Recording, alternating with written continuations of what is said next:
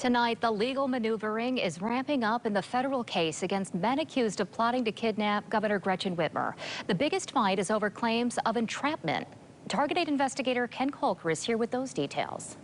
Emily, an attorney for one of the suspects, fired the latest volley yesterday with a motion that claims an undercover FBI informant known as Big Dan went too far.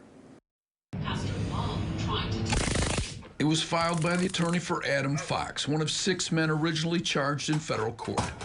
Fox was an alleged ringleader who was living in the basement of a local vacuum cleaner shop before the feds broke up the plot last October.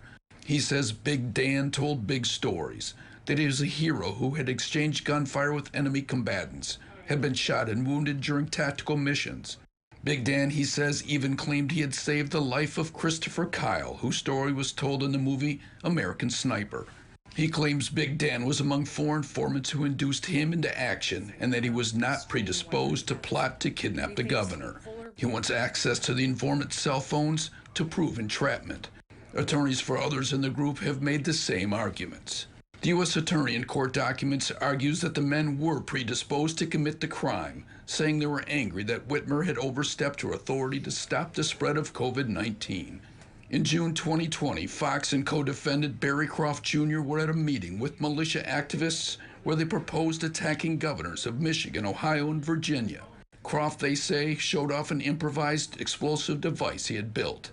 A month later, the feds say Fox met for the first time with an undercover agent and talked to their plans. Legal experts say that claims of entrapment often fail. They must prove that the kidnapping plot would not have gone anywhere without the undercover agent's help.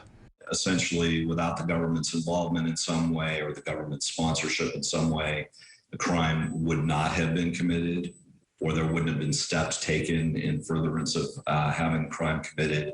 So it's a very difficult burden. Entrapment cases sometimes, but rarely work. Now, one of the 6 targeted government has already pleaded guilty in federal court to conspiracy and will be sentenced later this month. The rest are set for trial in October.